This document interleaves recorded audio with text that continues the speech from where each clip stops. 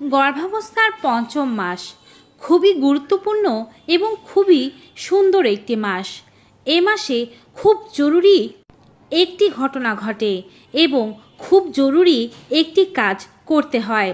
কোন সেই একটি ঘটনা যেটি এ মাসে আপনার সাথে ঘটতে চলেছে এবং কোন সেই একটি কাজ যা এ মাসে আপনার অবশ্যই করতে হবে তা ভিডিওর এক পর্যায়ে জানতে পারবেন।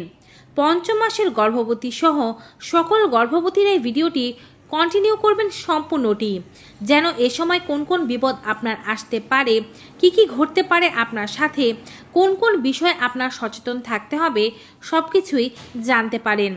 আপনি যদি এর চেয়ে কম মাসের গর্ভবতী হয়ে থাকেন তবে মাস অনুযায়ী গর্ভাবস্থার প্লেলিস্ট চেক করলেই পেয়ে যাবেন কম মাসের গর্ভাবস্থায় কি কি ঘটছে।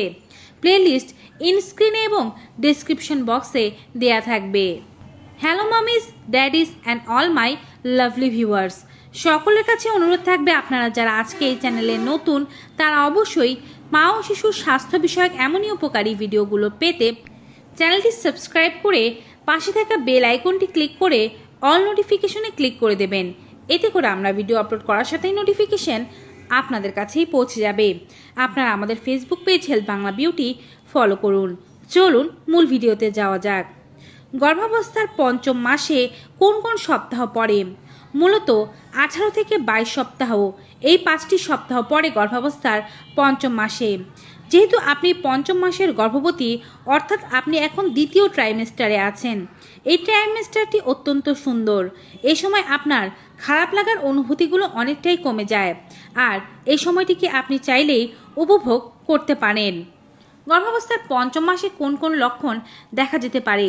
গর্ভাবস্থার পঞ্চম মাসের খুব গুরুত্বপূর্ণ কিছু ঘটনা রয়েছে।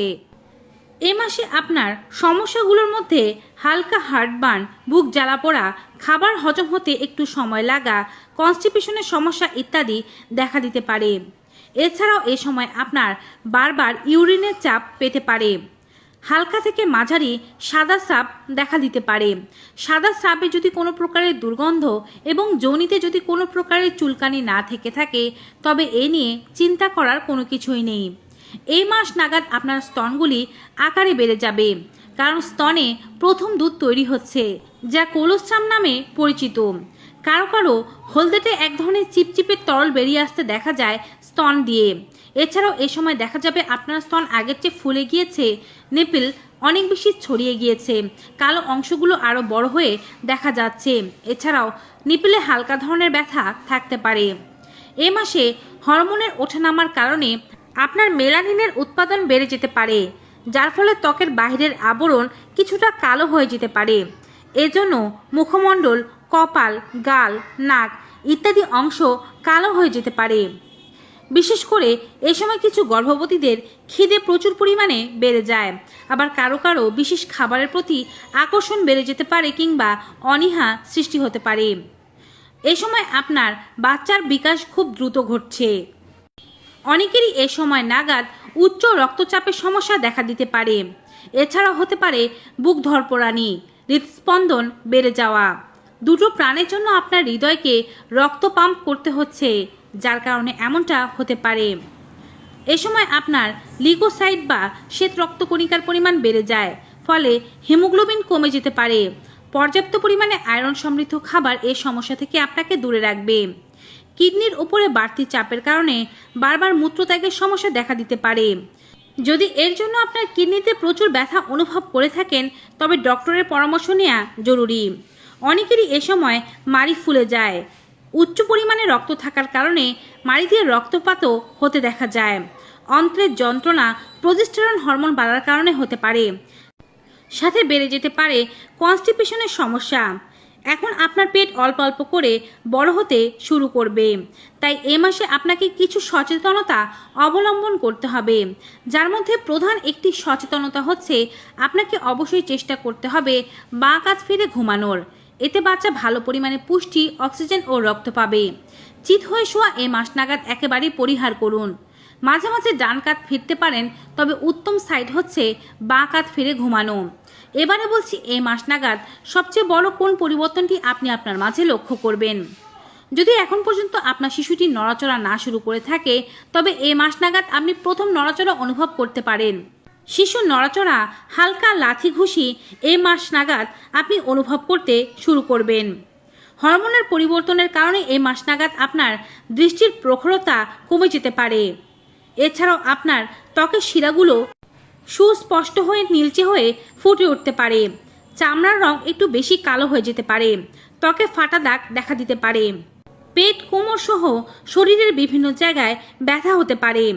পিউবিক বোন থেকে নাভি পর্যন্ত একটি হালকা রেখা দেখা যেতে পারে। চুল এবং নখগুলো আগের চেয়ে বেশি শক্তিশালী এবং শক্ত হয়ে যেতে পারে। পঞ্চম মাসে কোন কোন বিপদের চিহ্নগুলো আপনি দেখলে দ্রুত ডক্টরের কাছে যাবেন। যদি পঞ্চম মাস নাগাদ আপনার পেটের তীব্র ব্যথা, যোনি দিয়ে হালকা বাদামি কিংবা লাল বর্ণের রক্তপাত এবং দুর্গন্ধযুক্ত স্রাব দেখতে পান, তবে দ্রুত ডক্টরের কাছে যাওয়া জরুরি। যদি আপনার পায়ে ক্র্যাম্প হয়, শিরায় টান ধরে এবং আপনার খিঁচুনি উঠতে দেখা যায়, তবে ডক্টরের কাছে যাবেন। যদি শরীরে জল এসে যায় এবং শরীর ফুলতে থাকে, তবেও ডক্টরের কাছে যাবেন। পিঠে ব্যথা, কোমরে ব্যথা, হৃদস্পন্দন অতিমাত্রায় বেড়ে যাওয়া, হিমোগ্লোবিনের পরিমাণ অতিমাত্রায় কমে যাওয়া, এনিমিয়া হওয়া, রক্ত স্বল্পতা হওয়া, শরীর সাদা হয়ে যাওয়া, স্তনগ্রন্থি দিয়ে অতিরিক্ত পরিমাণে তরল এবং সাথে চুলকানি ও ব্যথা হওয়া, চাকা হয়ে যাওয়া, পুজ ও রক্তস্রাব যাওয়া, এগুলোর জন্য ডক্টরের কাছে যেতে হবে। হেমোরয়েডস দেখা গেলেও ডক্টরের পরামর্শ নেওয়া জরুরি। যদি যোনিস্রাবের সাথে অতিরিক্ত পরিমাণে চুলকানি থাকে, তবে ডক্টরের কাছে যাবেন। অতিমাত্রায় চুলকানির জন্য ডক্টরের কাছে যাবেন। আপনার শিশুর মধ্যেও এখন ব্যাপক ধরনের পরিবর্তন আসছে। শিশুটি 8 থেকে 12 ইঞ্চির মতো লম্বা হয়ে গিয়েছে। সে বেশ নড়াচড়া করছে। আল্ট্রাসাউন্ড রিপোর্টে এখন তাকে স্পষ্টই দেখা যাবে। ওই যে বলেছিলাম এ মাসের একটি গুরুত্বপূর্ণ কাজ আছে। এ মাসের গুরুত্বপূর্ণ কাজটি হচ্ছে এ সময় আপনাকে আল্ট্রাসাউন্ড করাতে হবে। অ্যানোমালি স্ক্যান নামক এক ধরনের বিশেষ স্ক্যান আছে, যে স্ক্যানটি করলে বাচ্চার শারীরিক গঠন কেমন, বাচ্চা ছেলে নাকি মেয়ে, বাচ্চার শারীরিক কোনো ত্রুটি আছে কিনা সব কিছুই জানা যায়। পঞ্চম মাস নাগাদ এই স্ক্যানটি করে ফেলবেন। আপনার বাচ্চার ত্বকের উপরে পুরু ও তৈলাক্ত একটি আচ্ছাদন পড়তে শুরু করেছে, যা ভার্নিক্স নামে পরিচিত। আপনার শিশু যে জলের মধ্যে ভাসমান অবস্থায় আছে, তার থেকে তার ত্বককে রক্ষা করার জন্য এই মোটা লেয়ারটি তৈরি হয়। এ মাস নাগাদ শিশুর পেশি ও হাড়গুলো ক্রমশ ঘন হতে থাকে। পায়ের পাতা, আঙ্গুল, হাত পা ইত্যাদি অঙ্গগুলো সুগঠিত ও শক্ত হতে থাকে। শিশুর ভ্রু, চোখের পাতা, পাপড়ি, লোম, কান, নাক এগুলো গঠিত হয়ে যাবে এ মাস নাগাদ। মুখমণ্ডল আরও বেশি স্পষ্ট হয়ে যাবে। এ সময় আপনার সন্তানটি চোখ খুলবে, হাই তুলবে, বুড়ো আঙুল চুষতে পারবে, হাত পা ছুঁতে পারবে, পেটের ভেতরে ডিগবাজি খেতে পারবে। শরীরের ছোট ছোট বৈশিষ্ট্যগুলো এখন স্পষ্ট হতে শুরু করেছে। তাই এ সময় অবশ্যই আপনাকে খেয়াল রাখতে হবে নিজের প্রতি এবং শিশুর প্রতি। শিশুর যৌনাঙ্গ গঠন হতে শুরু হয়ে গিয়েছে। সে ছেলে না মেয়ে তা এখন স্পষ্ট বোঝা যাবে। বাইরের শব্দে সে এখন সাড়া দিতে পারে। দ্রুত তার বিকাশ ঘটছে। 18 সপ্তাহের আশেপাশে শিশুর রোগ প্রতিরোধ ব্যবস্থা বেশ পরিণত হয়ে যায়। তাই সে বিভিন্ন ধরনের সংশ্লেষক পদার্থর হাত থেকে নিজেকে রক্ষা করতে পারে। তার স্নায়ুতন্ত্র কাজ করতে শুরু করেছে। শিশুর পরিবর্তনের সাথে সাথে তার শরীরের অঙ্গ প্রত্যঙ্গগুলো দ্রুত বাড়ছে। সাবধানতা স্বরূপ আপনি অবশ্যই চেষ্টা করবেন ভালো পুষ্টিকর খাবার খেতে, নিয়মিত ভিটামিন সি জাতীয় ফল খেতে।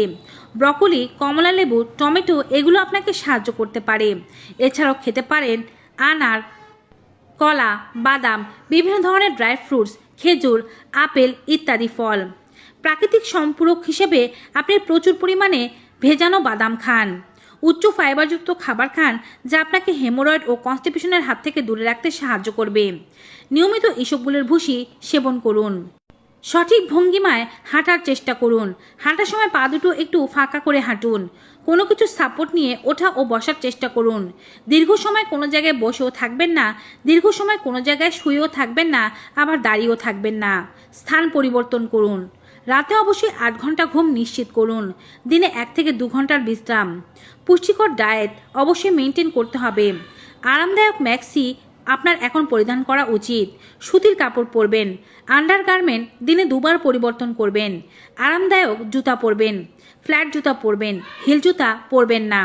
এই সময় জাঙ্ক ফুড এড়িয়ে চলুন। পা দুটো ক্রস করে বসে থাকা থেকে বিরত থাকুন, অর্থাৎ পায়ের ওপরে পা তুলে বসবেন না। মূত্রত্যাগ করতে দেরি করবেন না। হঠাৎ উঠবেন না বা দাঁড়াবেন না। নিজের ওজন সঠিকভাবে বাড়ছে কিনা সেদিকে খেয়াল রাখুন। সহবাস চালিয়ে যেতে পারেন যদি আপনার কোনো শারীরিক অসুবিধা না থেকে থাকে। নিজে জেনে বুঝে কোনো প্রকারের ওষুধ সেবন করবেন না। প্রত্যেক মাসে বা প্রত্যেক 2 মাসে অন্ততপক্ষে একবার ডক্টরের কাছে যাওয়া অত্যন্ত জরুরি।